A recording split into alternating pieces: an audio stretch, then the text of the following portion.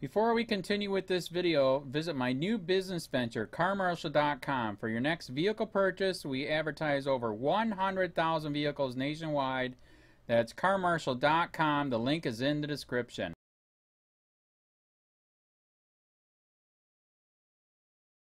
Top Soros fund manager ran human trafficking sex dungeon of imprisoned women in NYC lawsuit. An ex-fund manager for mortgage-backed securities fund for financier George Soros has been accused of horrifying crimes against women. By Matt Agarist, November 3, 2017. New York. A scathing and massive $27 million lawsuit was just filed on behalf of 3 Florida models against a former top investment fund manager for George Soros. Howard Howie Rubin, 62, who was featured in Liar's Poker, a book described as defining Wall St, is accused of rape, assault, kidnapping, and human trafficking. The women in the lawsuit, 2 of which are former Playboy bunnies, accuse Rubin of operating an $8 million penthouse in Manhattan which contains a secret dungeon of sex toys, masks, and BDSM apparatus. In this penthouse, according to the lawsuit, the women would be imprisoned while Rubin had his violent way with them. According to the lawsuit, Rubin would lure the girls to New York on JetBlue flights after connecting with them on Instagram. Once they arrived in Manhattan, Rubin would drug them, gag and bound them, and then violently beat and rape them while in his sex dungeon. The lawsuit states that he hit a woman so hard that she passed out as he demanded she call him daddy. "I'm going to rape you like I rape my daughter," he would say, according to 2 of the alleged victims. He would then attack and punch them so violently and aggressive, that one of his blows flipped a woman's breast implant. As the Mail reports, they say he then covered up the alleged rapes and attacks and hushed them by paying them up to $5,000 each. According to the Mail, Rubin, a notorious Wall Street trader who is blamed for incurring $377 million of losses at Merrill Lynch in 1987 and who is featured in Liar's Poker, has not yet responded to their allegations. He is named alongside Associated Stephanie Sean, Jennifer Powers, and lawyer Ufachner in the lawsuit. Rubin has been married since the 1980s to his former Harvard Business School classmate Mary Henry. They have 3 children together. The lawsuit describes 4 different incidents in 2016. The women sometimes traveled to meet him in pairs and on other occasions they went alone, they said. According to the lawsuit, Rubin's associates Stephanie Sean and Jennifer Powers, a former model who claimed to have slept with Rubin, acted as recruiters for the man's sadistic plan. The models were offered thousands of dollars and given posh treatment and plane tickets to New York in exchange for their companionship with Rubin. Advertisement. Read more. Breaking: Church of England admits it colluded to cover up decades of child rape. Sean indicated that she worked for Howard Rubin, and that Rubin, who had seen images of her on Instagram, would like to meet her in New York. While Sean initially identified Rubin by name, she then insisted that the woman refer to him only as H so as to protect Rubin's identity, the lawsuit reads. Powers assured her that Rubin was a great guy, and would not do anything to make her feel uncomfortable. Powers told her that if she ever felt uncomfortable she could simply ask to leave, and would not only be allowed to do so, but would still be paid the initial $2,000 for her time, it continues. Once their planes landed, they were forced to sign non-disclosure agreements before they were allowed to meet the billionaire. The women then met Rubin at a nearby bar for dinner and drinks where they were drugged, beat, and raped before he would leave them to go home to his wife and kids, the lawsuit states. The victims were often beaten so badly that they required medical treatment. According to the lawsuit, they were given more money and their medical bills paid in exchange for their silence. In one instance in December 2016, Rubin allegedly attacked another of the women with a cattle prod while she visited him by herself. He raped her with the prod, then with a dildo, and finally raped him herself, she claimed. The women claim in the lawsuit that they returned because they were afraid of what he may do to them if they did not appear to appease him. Read more. Largest sex trafficking bust in U.S. history, dozens of high-level slave traders indicted. According to the Mail, In 2008, Ruben came out of retirement after heading up Bear Stearns to manage a mortgage-backed securities fund for financier George Soros, run by Soros Fund Management, LLC. He quit the firm in 2015. John Gualtieri, a lawyer for one of the women, told DailyMail.com in a statement, "While arrogance and self-import may convince certain men otherwise, neither money nor power gives any person the right to victimize a woman. It is our collective responsibility to ensure that victims' voices are heard, and that abusers' positions of privilege do not exempt them from the grasp of justice." Gualtieri went on to encourage his other alleged victims to come forward. "We implore other victims of the enterprise to contact us. As the Free Thought Project has previously reported, the world of the financial elite, as described by a former insider, is often horrific and sick. Ronald Bernard is a Dutch entrepreneur whose drive and business contacts quickly catapulted him into the world of the financial elite. However, the deeper into this world Bernard went, the more horrifying it became. In a jaw-dropping interview with De Vrij Media, Bernard details this dark and depraved elite society which he says conducted human sacrifice and celebrated destruction. In the interview, Bernard shares details about the way this banking society had its members commit unspeakable crimes to people, including children, to test and blackmail them. "I was warned off when I got into this, don't do this unless you can put your conscience 100% in the freezer.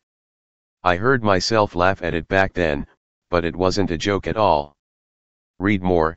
Brutal report exposes the most dangerous threat to child sex workers, cops. "So I was a guest in those circles and it amused me greatly to see all those naked women and the other things. It was the good life. But then at some moment, which is why I am telling you this, I was invited to participate in sacrifices abroad." At this point in the interview, the elite banker describes the final straw that forced him to get out and come clean: sacrificing children. "That was the breaking point. Children. You were asked to do that?" asks the interviewer. "Yes, and I couldn't do that," Bernard explains. "And then I started to slowly break down. I lived through quite a lot as a child myself and this really touched me deeply. Everything changed. But that is the world I found myself in. And then I started to refuse assignments within my job. I could no longer do it. Which made me a threat." In the interview, Bernard explains that these same tactics are used worldwide to blackmail politicians and those in authority. These allegations against Ruben could very well be these same practices described by Bernard.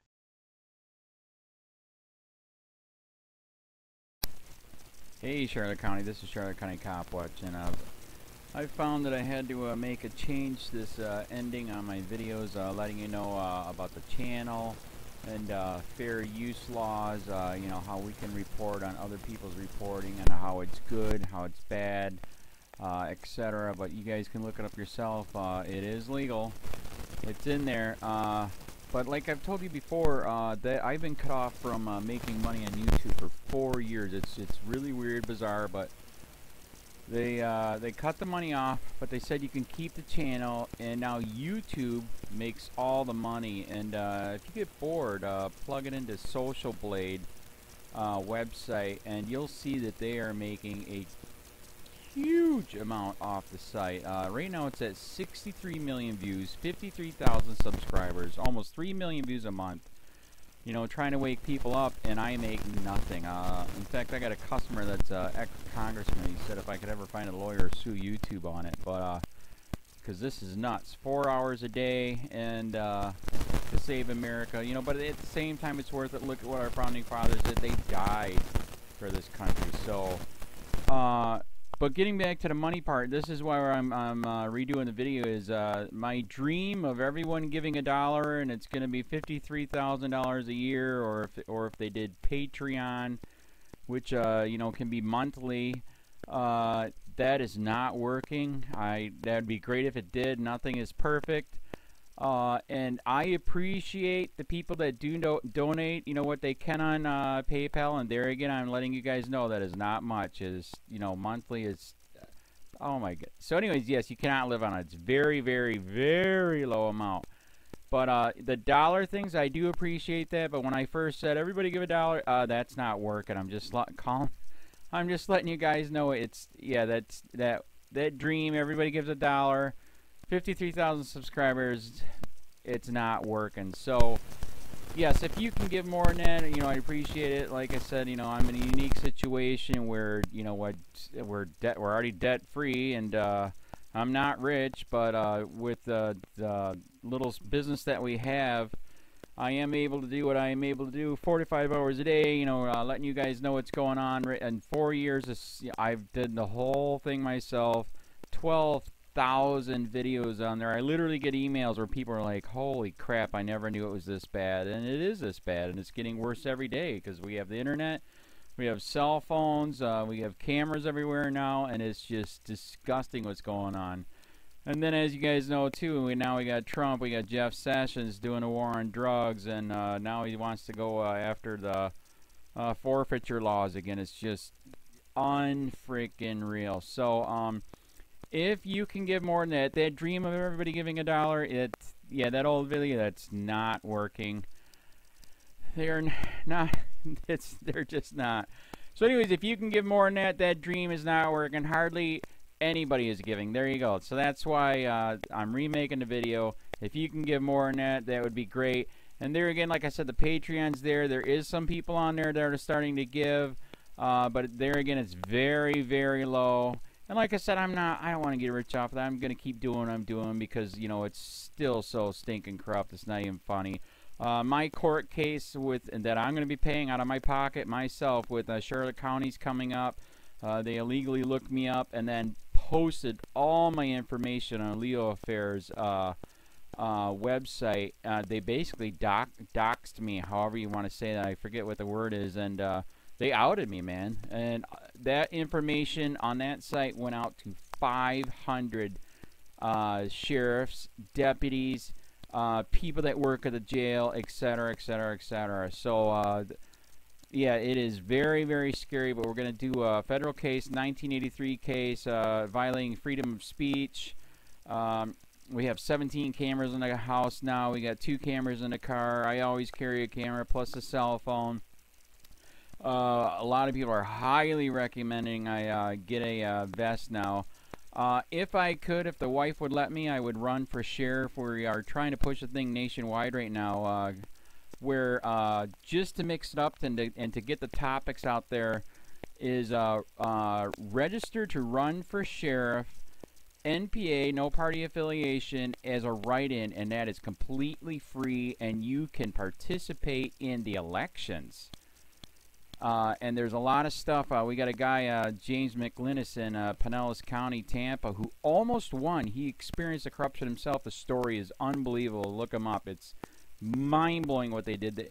It pissed him off. He is very, very smart. He has way more money than I did. He ran for sheriff at the last 3 months last year in 2016 and almost won. He got all of the black vote. And the reason why he did that is because he ran in, I will not bust, we're in Florida, I will not bust anybody for weed anymore unless it's an ungodly huge amount, like pounds. And then he also ran in, no more victimless crimes, no more of this freaking road pirate bull crap. And then he was going to cut the budget by 30%. And when you think about that, you can. If you stop the road pirates, you can get rid of a bunch of people. Gone. So, the wife has been saying, yes, I can, yes, I can't. So I don't know. We're trying to find somebody that can do it because I am busy doing this anyways. But, so I'm making a video, like I said, that $1 a month from everybody, you know, for 53,000 subscribers, that is not working. I'm just letting you guys know. Absolutely give way more than $1 a month. If you can, I appreciate anything.